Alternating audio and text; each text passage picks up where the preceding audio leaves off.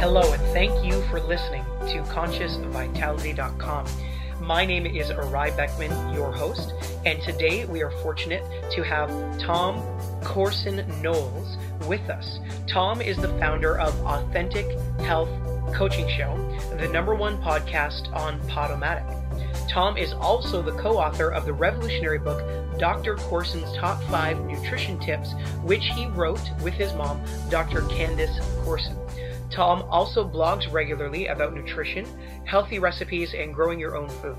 Today we are here to speak with Tom about keeping nutrition simple. Tom has some real valuable, tangible to-dos to share with us, as well as a few myths that you're not going to want to miss. Welcome, Tom. Thanks so much for having me, Erai. It's a pleasure to be here. Oh, you're welcome, Tom. The pleasure is all mine, my friend. So, Tom, I understand that we're speaking to you today in beautiful Kauai, Hawaii. Yeah, that's right. I moved here a couple months ago and just love it. It's so gorgeous everywhere I look. It's so beautiful. I haven't been to the island of Kauai myself, but I just remember being in Oahu when I was younger. I was there actually singing. I was on tour singing, and it was just one of the most beautiful places I found I'd ever been in the world. It feels, just healthy, almost just being there. Yeah, absolutely. It's great energy here. Tom, just as you and I were discussing before this interview, the whole purpose of ConsciousVitality.com is to create further awareness for everything that we can do in our lives to help us live, the healthiest, most vital lives possible, while ideally working towards living our true life's purpose. And nutrition is a huge part of that. So why don't you get into just sharing with us some of the tangible to-dos that you and I were talking about before the interview? Sure, definitely. Well, I love what you say about awareness, right? Because I think it's all about awareness, and never is that more clear than in nutrition and your own health. Because the truth is, if you're really honest with yourself, Erai, you already know what it is that you should be doing or what it is that you could be doing to improve your health. And chances are you've probably known for years and kind of been putting it off.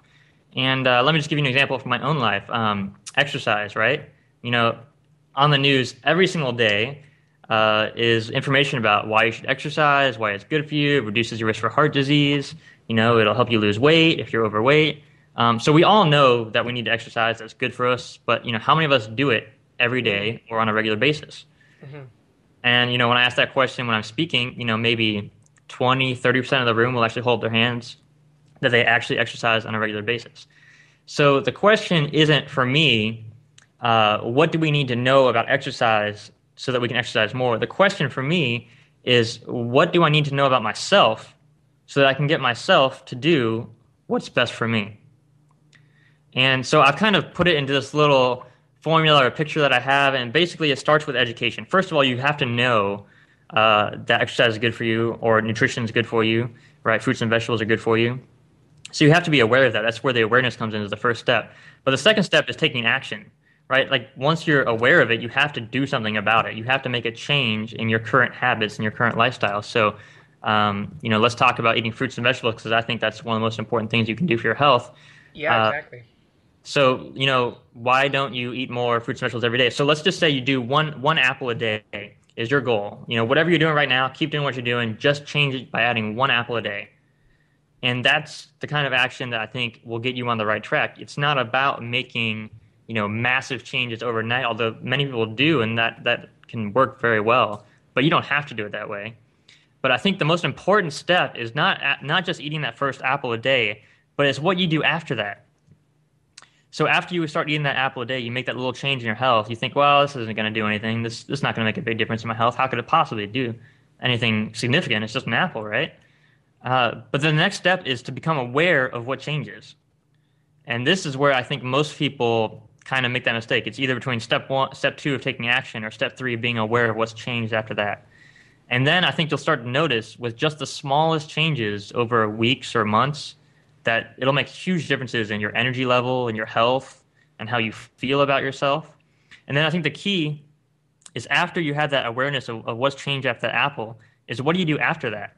What's your next change in your actions? So it's this never-ending cycle of you learn a little bit about nutrition, then you apply it, then you see what's changed, and you learn from yourself. So you're no longer learning from some expert somewhere or some book, but but you're actually learning from your own experience, your own life. Yeah, I do notice that when I eat an apple in the morning instead of a donut, I don't get tired in the afternoon like I did when I eat that donut, right? And so you're learning from yourself, that self-awareness, and then you're taking more action. So the next day, instead of eating just one apple, maybe you're eating an apple and, a salad too.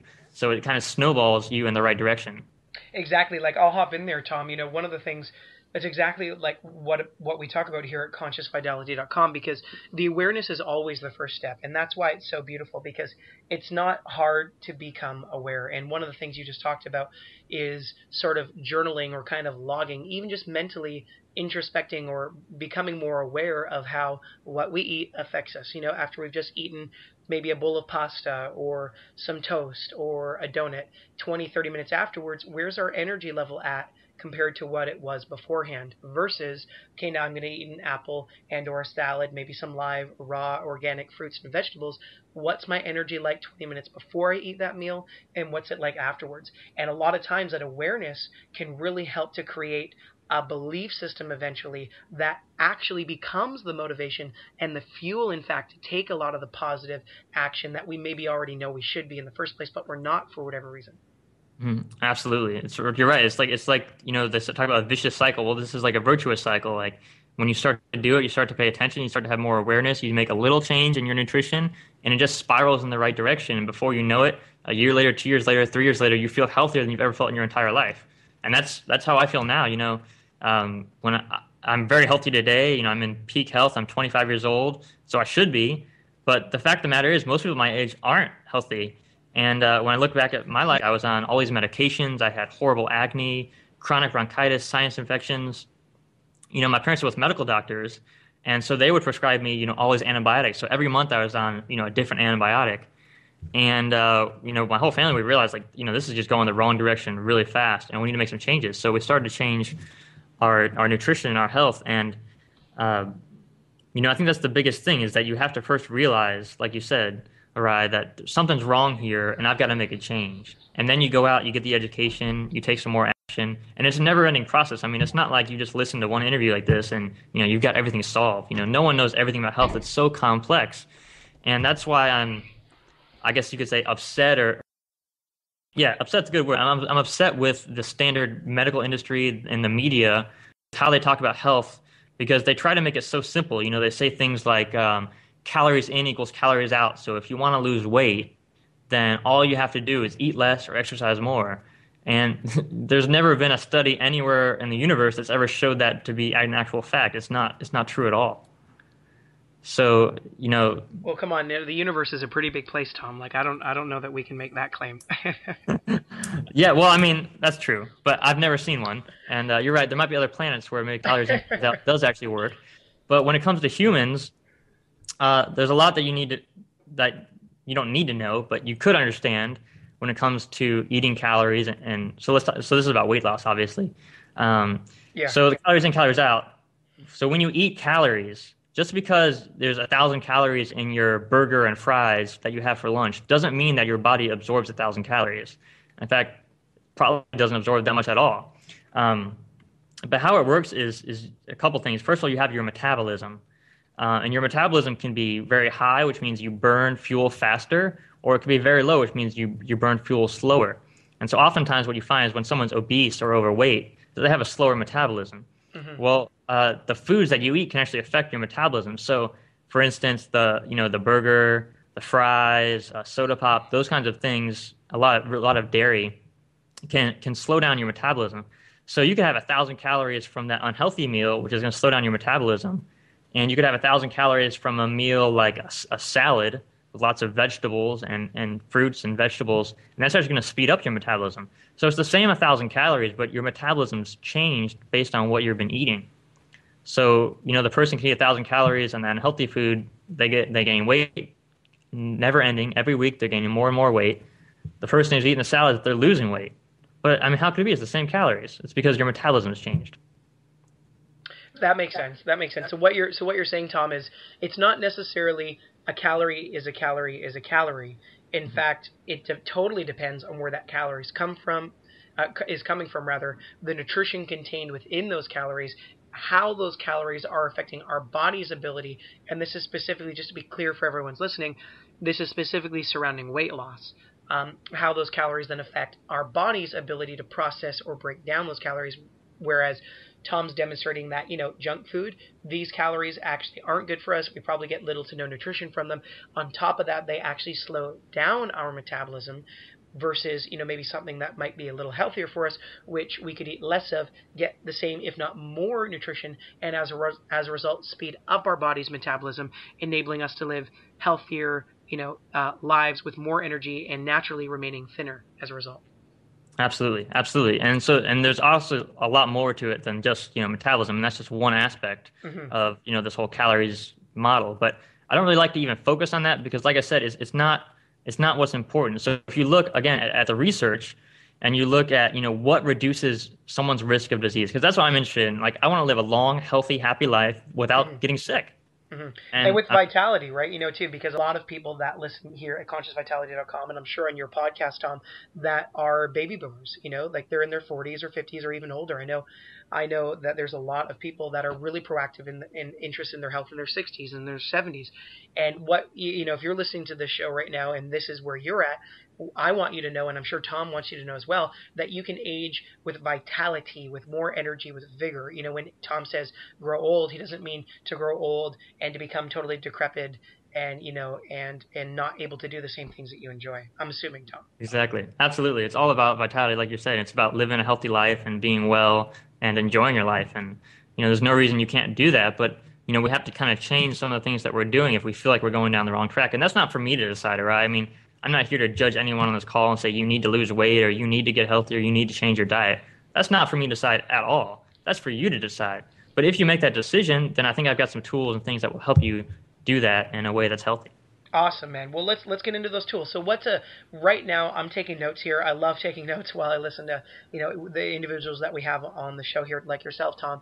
So what's a tangible to do? Like, what could myself and the listeners go out and do right now today that's going to bring us some benefit that maybe you could share with us, maybe even from your book? Absolutely. So the first nutrition tip that we talk about in the book, Dr. Corson and I, my mom, is eating more fruits and vegetables. And most people think, well, I've heard that from my grandparents. And, you'll see it on the media, but, what can it really do for me? I mean, how can an apple help? So if you look at one apple, Erai, what scientists have found is that there's over 10,000 nutrients in that one apple. Wow. Over 10,000. Right? That is a huge amount, huh? I never heard that before. And that's just the nutrients that scientists have discovered. That there's probably tens of thousands more that we have not yet discovered and isolated in a lab. Wow. And so it's infinitely more complex than what we're led to believe by the media or by advertisements for food and such. So, carbs, fat, protein, yeah, that's important because you need those to live. But when you look at an apple, that's a very small fraction of the components in an apple. And when you look at the research, Erai, what we found is that it's not how much fat or carbs or protein you eat that determines your risk of disease.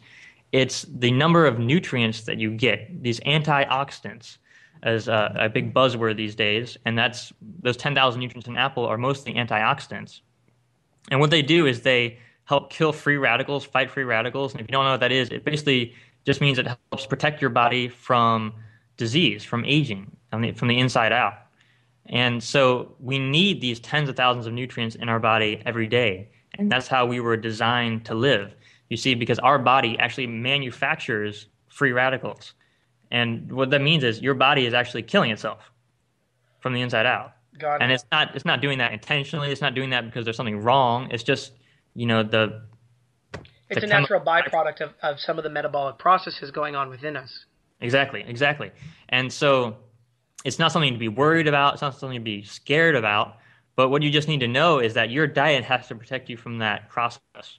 So your diet has to protect you, and the only way it can is if you have antioxidants. And the only way to get them is from whole foods, fruits, vegetables, berries, nuts, seeds, whole grains. But mostly the fruits, the vegetables, and the berries contain the most antioxidants. And so that's why the USDA, the U.S. government and governments all over the world, they spent billions and billions and billions of dollars on research trying to figure out how they can help people live a healthier, longer life and reduce their risk for disease. And what their conclusion has been for many years is that all we need to do is eat more fruits and vegetables. It's the biggest thing you can do to reduce your risk for disease, even bigger than smoking. Hmm.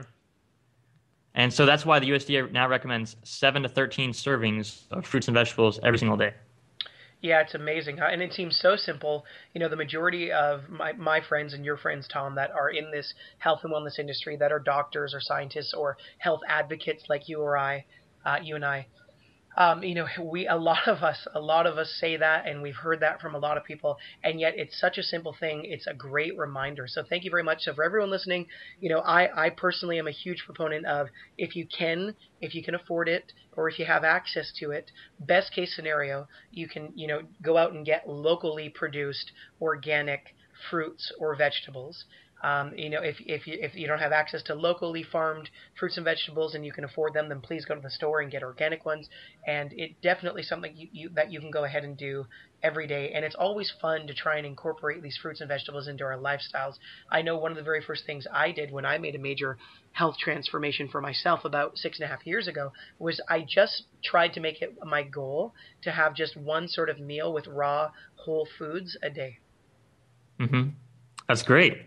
And so Yeah, you're sticking to that goal? yeah, yes, exactly. Now 6.5 years later, it's my diet is predominantly plant-based, eating a lot of those things. But I remember back then it was a tough thing. I was going to university and I was working a job at the time, and there's an awful lot going on, and it just seemed like even having one meal like that was very difficult. It didn't exist in fast food restaurants at the time. They didn't have salads, as often as much as they do now. It didn't exist at the cafeteria as much. There weren't as many. It's funny to say, like, there weren't as many salads and fruits and vegetables available. But I'm really grateful I stuck to that one goal. So, Hmm.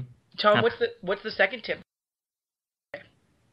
Well, I think we could talk about nutrition, Arai, like all day and share so many new tips, but I think application is more important than education.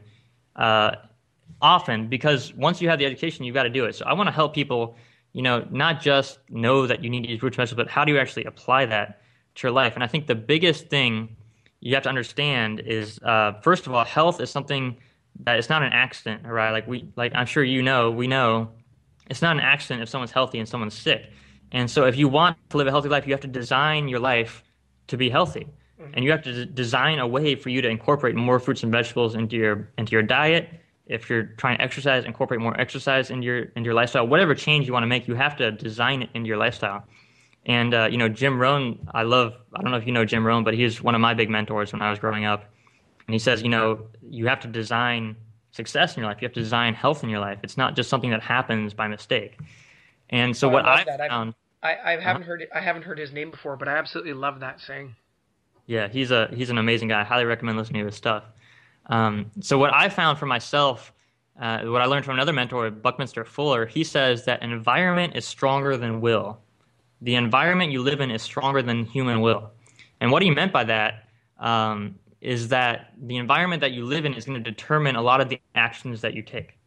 So, for instance, if you look at your home and your pantry and all you have is, sugary foods and cakes and crackers and cookies and soda pop, and that's all that's in there, well, chances are that's what you're going to eat when you're hungry.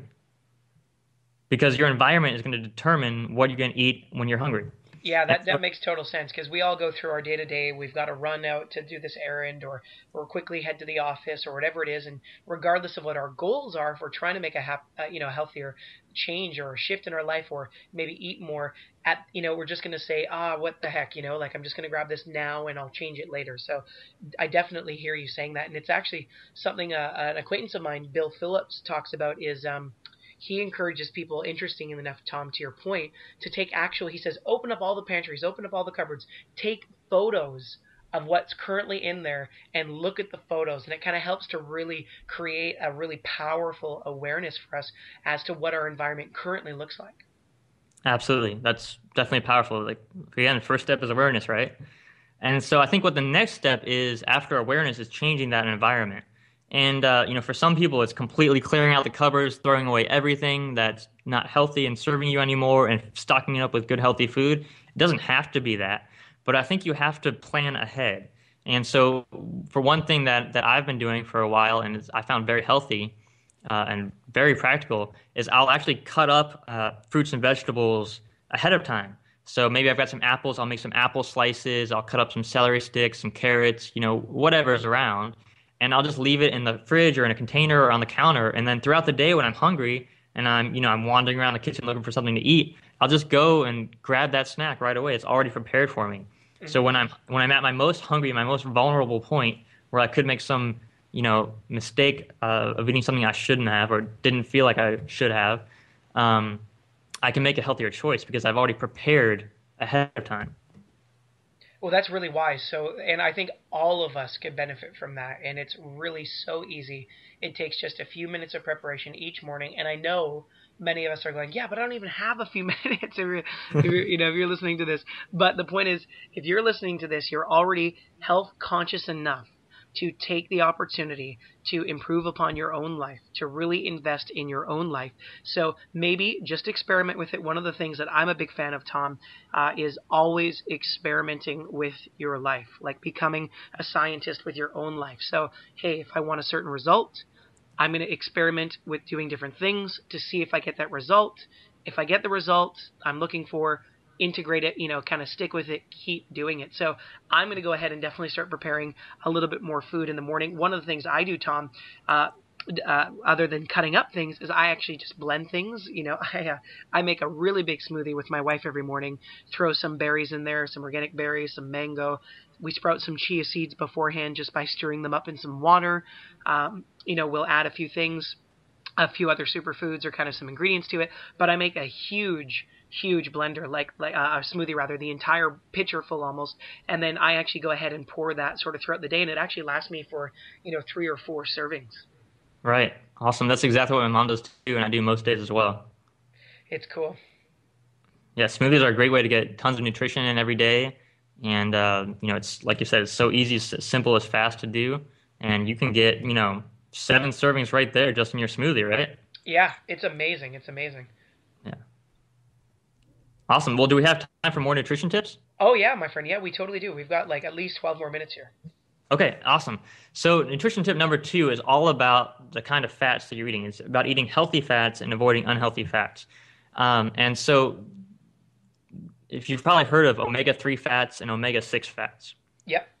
And omega-3 fats are anti-inflammatory. They reduce inflammation in the body. And omega-6 fats are pro-inflammatory. They increase inflammation in the body. And it's not that one or the other is bad or good, but it's all about balance.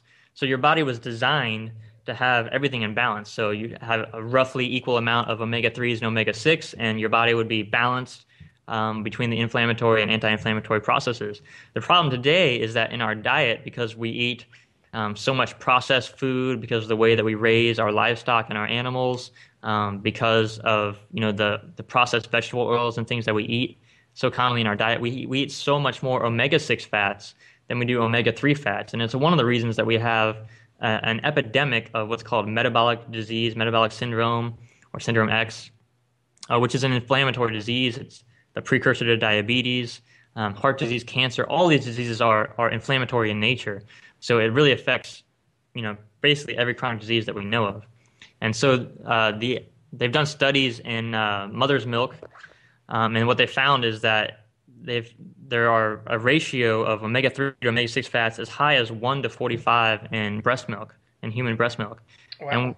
And if you look at the research, what the researchers are saying is, we need that to be, close to 1-to-1 as possible.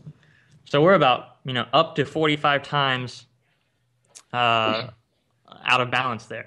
Wow, So that is obviously a huge thing, which is creating probably a lot more problems in our life. And Tom, I actually didn't know that. I hadn't heard yet of sort of the precursory experience that's going on within a person's body as labeled as syndrome X before. And I'd heard of omega-6, omega-3 imbalances before, but I'd never heard it labeled as such. So I really appreciate you pointing that out to us today. absolutely, and I think it's so important. And people ask, well, how can I get back in balance? And how is that going to help me? So first of all, it's going to help you. Most people notice right away when they start to change their omega-3 content in their diet. They start to notice things like their energy improves, maybe your skin and your hair look better, your nails better, digestion is a lot better, allergies, asthma, rashes, things like that are immune responses in the body. Those tend to calm down because again, the immune system is when it has a rash or an allergy, that's an overreactive immune system. It's an immune system that's too inflamed. And so when you can bring it back into balance, you're just going to get better, in all areas of life. It can't hurt you for sure. Awesome, awesome. Well, I'm sure, just as I've taken a note on that, and I'm sure everyone else, just like myself, is eager to find out what can we do to even out the balance there. Absolutely. So it's a good question. Flax seeds are one of my favorite ways to do it. Okay. So flax seeds are full of omega-3s, the healthy fat that we want. And, like in smoothies, you can grind them up. If you've got a coffee grinder or a blender, you can just grind them up into a powder. Mm-hmm. And then you can put them into smoothies. You can put it into on salads for salad dressing, and not as the dressing itself, but on top of a salad. But smoothies is the way that I love to do it the most. So, every time I make a smoothie, I put some ground flax seeds in there. And it just helps you get more omega-3s every day. Chia seeds, like you said before, are loaded with omega-3s as well. And so it's eating more of those omega-3s and adding more of that good stuff in is, I think, the first step. And then when you want to take it kind of even further, when you've already incorporated that into your diet and you're ready to take it a little bit further, you can start cutting out things like processed vegetable oils in your diet. Stop frying food in canola oil and things like that. And don't buy packaged foods that are loaded with these kinds of processed oils, because those are just all omega-6 fats, and oftentimes they're hydrogenated or oxidized in the first place, so they're really damaging to the body. Okay, interesting. Okay, so just to recap, we've got two options here in the forms of seeds that Tom's mentioned, flax and chia seeds. You can find that at most of your natural or organic grocery stores.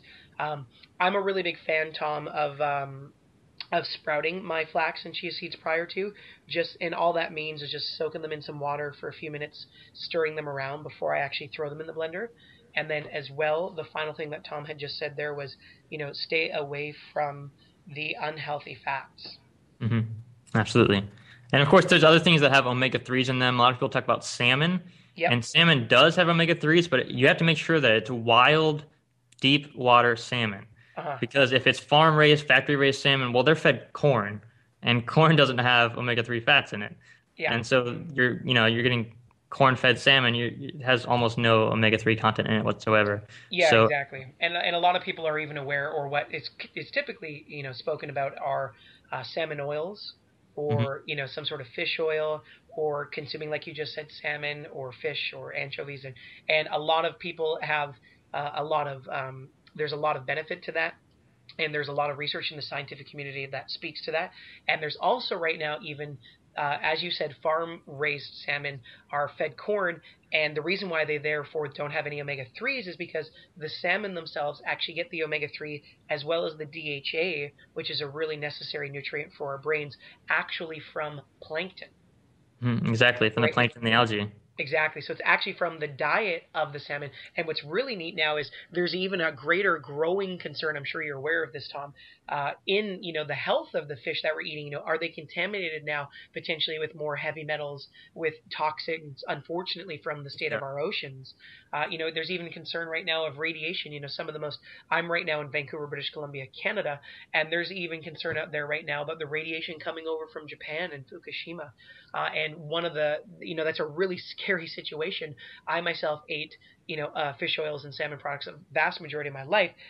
But you don't have to worry. You don't have to be too afraid. One of the things that we cover and we carry actually, Tom, on ConsciousVitality.com particularly is one of the greatest sources of marine phytoplankton that we could find. It's called Oceans Alive.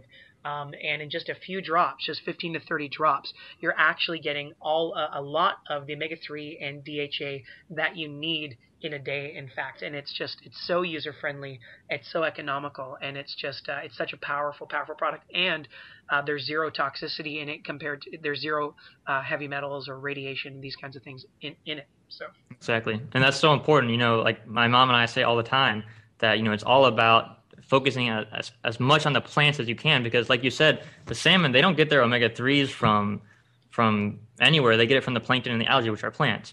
And the reason they get it from them is because they eat the top of the food chain. So salmon are actually hunters. They eat other fish, and then those other fish eat other fish, which eat other fish, which eventually eat the plankton. Exactly. Right? So it kind of goes up through the food chain. Well, at the same time, the fat goes up through the food chain. So do all the toxins, like you said, the mercury, the PCBs, all these toxins in the ocean. they get concentrated. It's called bioconcentration. Yeah. So in the algae, there might be, 1 part mercury per billion, very small amount. And Yeah. I don't know the exact number, but it's a very small amount. But when you look at the mercury content in a predatory fish like a salmon or a tuna, it could be up to 1,000 or 100,000 times more concentrated. Yeah.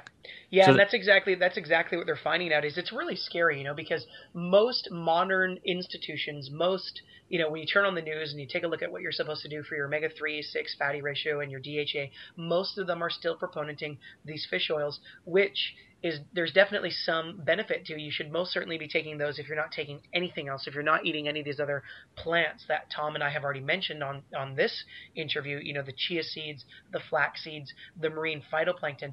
But the benefit of the particular marine phytoplankton we offer here, at least on the site, is it's actually raised in a lab, so it's not out there in the ocean. It's proven to have all the very same benefits. And the interesting thing, Tom, is I love, Tom, that you went through the food chain from the top down. The marine phytoplankton are actually the smallest molecular size of these plankton. In fact, they're eaten by the plankton. If you can believe it, I always find that funny. And there's a lot of benefits to the small cellular size of these plankton and how we and our bodies are able to receive those nutrients. And it's really important because not only are we getting the omega-3s, but we're also getting that DHA.